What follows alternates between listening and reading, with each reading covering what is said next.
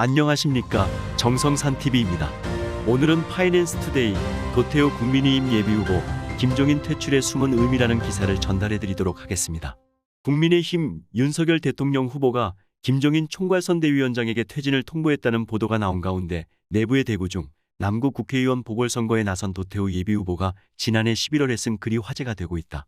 도 후보는 이 글에서 김종인 위원장은 그가 비호해온 운동권 정치의 마지막 기지들과 함께 대한민국 정치사에서 퇴장할 때가 되었다고 말하면서 국민의힘은 헌법 가치 수호를 확고한 근간으로 삼아야만 실효적인 대연합을 추진할 수 있다라고 강조했다. 운동권 정치의 종막. 김종인 전 비상대책위원장이 최근 국민의힘 선거대책위원회 합류를 사실상 거부했다. 민변 출신 권경의 변호사는 이 사태를 조광조와 신진사 대부를 죽음에 이르게 한 기묘사와에 빗대었다. 권 변호사와 함께 김종인 전 위원장에 의해 영입 1순위로 거론되던 금태섭 전 민주당 의원도 이런 상황 전개에 한숨이 나온다고 했다.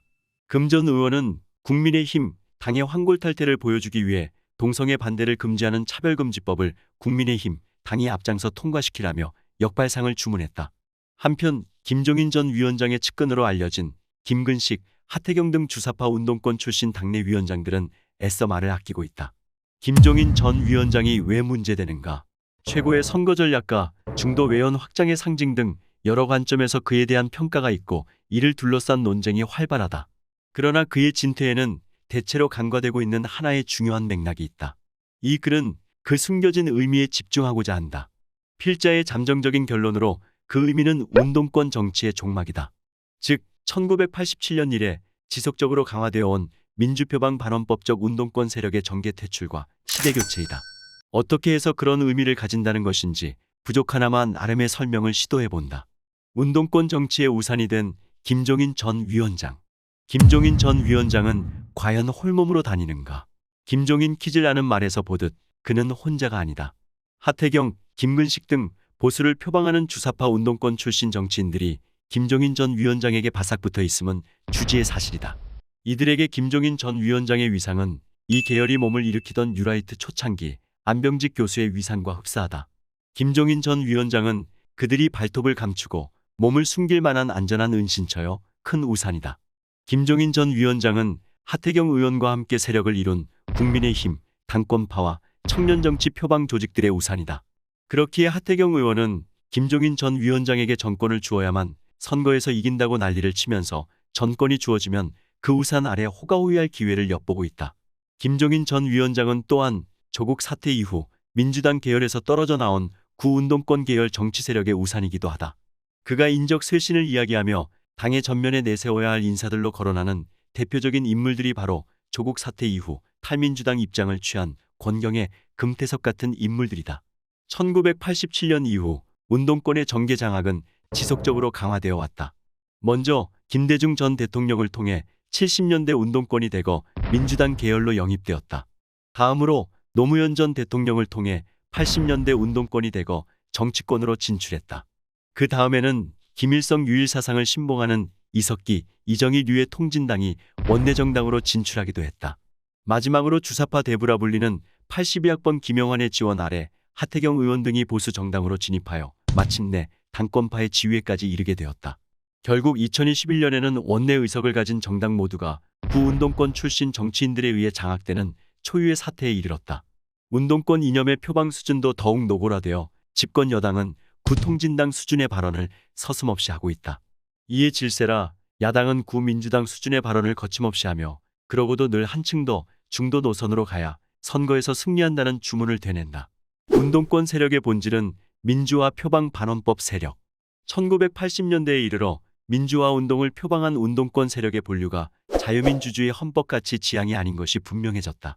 이들은 대한민국이 1948년 개인의 근본적 자유를 보호하는 이념을 요체로 건국된 한반도에서 유일 정통성을 가진 국가라는 것을 인정하지 않는다. 이렇게 헌법의 근본적 가치와 자유통일의 헌법적 방향성을 인정하지 않는 운동권 세력이 제도권에 진출하여 여야를 모두 장악하게 된 것이다. 운동권 정치는 안팎의 괴리를 특징으로 한다. 밖으로는 헌법합치적인 민주와 평등을 내세우는 듯하나 안으로는 자유헌법 체제를 부정한다. 지난 5년간은 운동권 정치의 전성시대였으며 그의 핵심은 무능과 무책임, 위선보다 앞머리에 놓인 헌법 가치에 은밀한 전복이 있다. 설상가상으로 민주당의 이재명 후보는 기존 운동권 정치를 넘어선다. 이 후보의 하부는 외부적으로 민주화를 표방하나 내부적으로는 체제 변혁적인 기존 운동권 정치의 주류 세력이 아니다. 그의 하부는 공공연히 반헌법적 가치를 내세우던 통진당과 흡사한 전체주의 지향 세력이다. 그의 입에서 역사회 곡단죄법을 제정하겠다는 말이 나오는 것이 전혀 놀랍지 않다. 운동권 정치의 종막과 헌법 가치 복원. 운동권 정치가 대한민국을 아수라장으로 만든 결정적인 계기는 하태경 의원을 필두로 한 보수표방 주사파 계열이 법치 파괴적인 탄핵 정변 이래 보수 정치권을 장악하게 된 것이다. 이들이 운동권 정치의 고수들이라는 점을 기존 보수 정치권은 너무나 간과했고 결국 모든 진지를 다 내어주고 말았다. 물론 이렇게 된 데에는 40대와 50대로 대표되는 운동권 이념 친화적인 세대의 집단이식도 큰 요인이 되었다. 흘러온 사정이 이러하기에 하태경 의원 및 그의 동지들과 같은 보수표방 주사파 계열이 보수 정치권에서 영향력을 잃게 되는 것은 운동권 정치 종막의 서곡이 될 수밖에 없다. 이 세력의 종식에 이어 대한민국 헌법가치 지향에 정당 진지가 힘있게 회복될 때 국가 전체의 헌법가치 복원을 향한 강력한 진군이 가능해질 것이다. 김종인 퇴출은 운동권 정치에서 헌법적 정치로의 시대교체를 의미.